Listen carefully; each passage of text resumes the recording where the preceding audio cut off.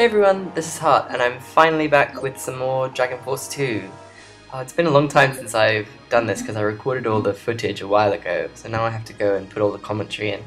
If you remember last time, we finished fighting off an attack from Pandaria to the south, because now that we've occupied Shen's kingdom, the path to the south that links this island to Pandaria's kingdom opens up. So once that happens, Pandaria will start attacking you in earnest, so you have to make sure you've got some pretty good units in this southernmost castle just here, so that you can at least defend yourself. Okay, so as usual, we did some searching, gonna rush through, look at all the new items I got. I actually got a Hawkman scroll, which is very useful. Not only just in being able to give your units a better soldier type, but also you need better scroll types to make better scroll types again in Fusion. The Hawkman is used to make the Falcon Man, which is then in turn can be used to make the Dragon Man. Or I think they're called Dragon... what are they called? Dragonians in this version. So if you want, which are arguably the best troop type. So if you can find better scrolls to start with, it makes it easier than having to try to make those scrolls in research, because it takes another 3 turns. So that's always a good thing. Again, if you want to be able to find more and better items, you should spread the people that have intelligence of 70 or above out through different castles in your territory, because then if they're stacked within a single castle, if you have 2 people with intelligence above 70, you won't find 2 items, you'll only find 1. So you want to spread them out as much as possible. Okay, so if you remember, Paulson got kind of killed by, I think it was Scythe, because now that Gideon and Scythe, or Grace, have occupied 2 of our main castles. I've sent Sanith, Edelbach, Shen and Lenny back to deal with her, or with them rather. So they're slowly moving across the map. Paulson, he was injured in the last battle because he was defeated, but because he's one of the most important characters in Sanith's scenario, he'll never defect from suffering a defeat, but he will become a... he'll have to be sent to the hospital to recover. Okay, so in between moving Sanith over to deal with Gideon and Grace, I'm just making sure all of my units are completely refilled with mercenaries. Especially, I have to keep an eye on that one castle in the southernmost part of Shen's kingdom, just over here, because it's not a very big castle, so it can't take many people, but I do need to make sure that everyone has all the units they can possibly have in case Pandaria comes to attack again. The good thing about defending a castle is that you can have more than 5 generals in a castle, whereas whenever you send generals out to attack another castle, you can only send a maximum of 5. So you can have an advantage of numbers if you're defending, as well as getting the defense boost from the castle itself, which improves with the level of the castle.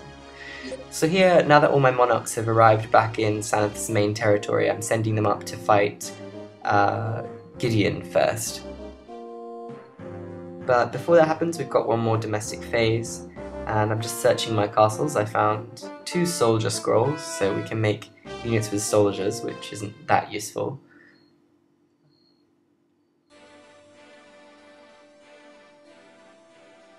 As before, any sections like these domestic phases where nothing in particular happens, where I'm just talking to prisoners of war and upgrading my castles as here, I'll try to speed through it as much as possible, because it's pretty much the same each time. So I think I equipped Shen with a protection book there, which boosts his defense. Okay, so now that that phase is over, we can continue on to fight Gideon. I'll just fill up these guys, so I'll give Ayame some units. And then there are some new prisoners of war that defected to our side, so they've joined that castle.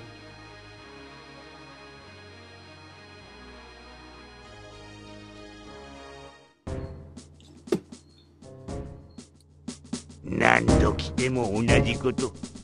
Ma, shinuki de kakatte kuru no da ne. Gideon, カトマンド。なぜお前がここに？しかも、まだに小娘を乗せて。そうか。その小娘に実で操られているんだな。今助けてやる。小娘じゃないですよ。これでも一応王様代理なんだから。この方はサニス様。ギデオン、手を出すな。いくら昔の仲間でも。戦うというのか。上等だ。ならばお前は敵。わかった。お前も敵。So in that scene, Kathmandu and Gideon recognize each other, but Gideon sees that Sanith is riding on Kathmandu's shoulder, so he thinks that Kathmandu is being controlled by Sanith, like he's been possessed. And since Kathmandu wants to protect Sanith, Gideon says, well, in that case, you're my enemy. Because if you remember, Gideon and Kathmandu were both two of the main bosses in the first game. I'm glad they redesigned Kathmandu for this game because he looks a lot cooler now, just as kind of a robot. Gideon is just the same as he was. He's, in this battle at least, not anywhere near as spooky as he was at the end of Dragon Force 1. I remember getting seriously creeped out when he transforms. But he's still pretty creepy in general. He's using, what is that attack called? Deep Black, I think, which removes a certain number of soldiers each turn, sorry. Okay, so I'm sending Shen in here, and doesn't have that many units. He started out with bandits and monks, and starts with only 80, whereas Gideon has 100. And neither bandits nor monks are particularly effective against the double units, so as you can see I got decimated pretty quickly, but that was never my intention. I just was sending Shen in first in order to whittle down his troops a bit, and also to perhaps do a little bit of damage to Gideon and use up his MP. Because Gideon has quite a lot of MP, so he uses a lot of spells like that one, Thunderfall.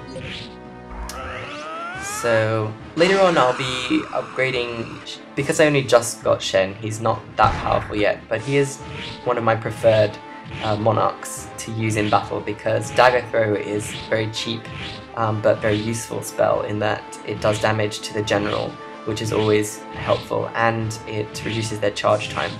So because it only costs 2 MP, if you can boost his MP with either Astea's statue or with items, with equips, then he can be very useful. He's also not bad attack-wise, so I just got him here slowly working through these double units.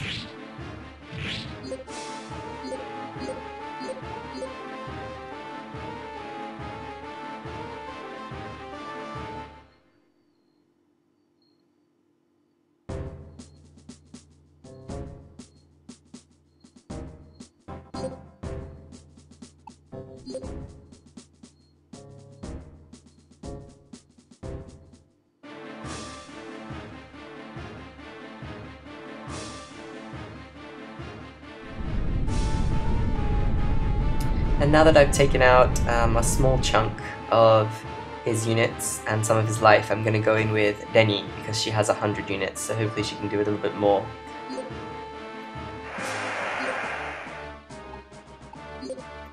I'm going to be sending my entire force just on attack, because I want them to advance, hopefully to make it as far as Gideon, to do some actual damage to him.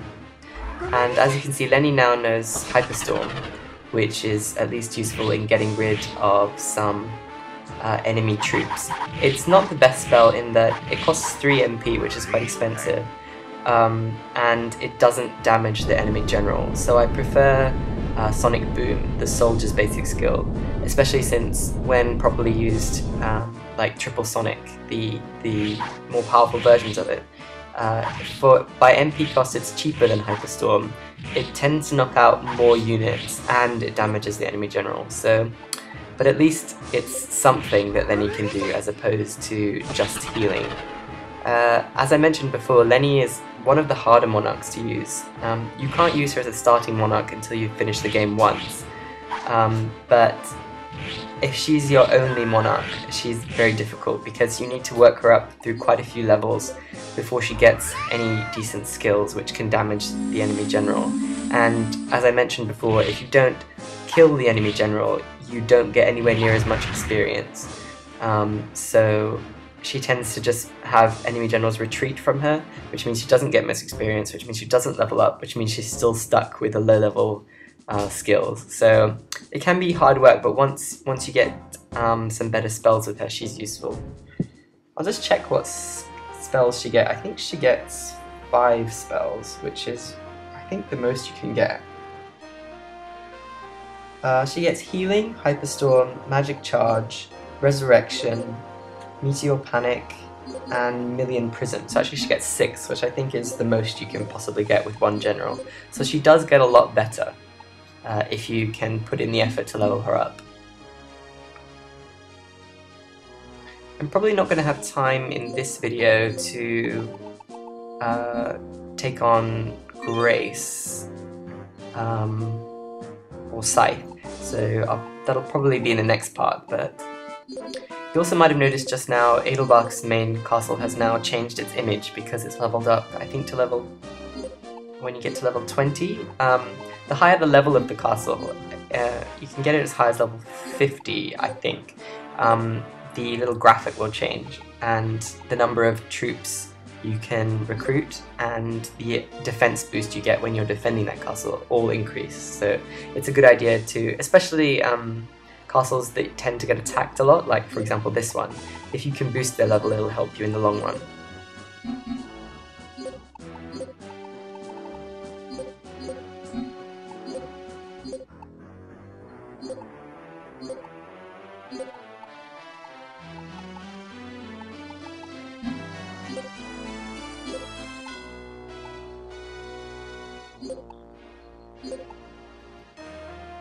I'm taking the stronger members from this castle, and I'm going to move south with them, hopefully to preempt an attack from Pandaria.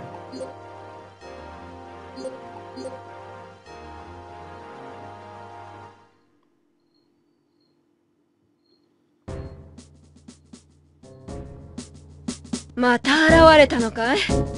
どうも、私のお仕置きが手ぬるいみたいだね。今度は痛くしてやろう。さ、来な。グレイス。あら、カトマンドゥじゃないの。しかも、肩に乗っているのはあの時の小娘じゃない。サニス様だ。サニス様だって？あんたも落ちたね。あんた、あの方の命に背き、そんな小娘に従うのかい？そうだ。そういうことなら、このグレイス様が直々にあんたの目を覚ましてやるわ。ちょっと痛い方法でね。さあ、行くよ。And in that scene, Grace is fairly disgusted that Kathmandu has sided with Sanith, so she's decided to fight us.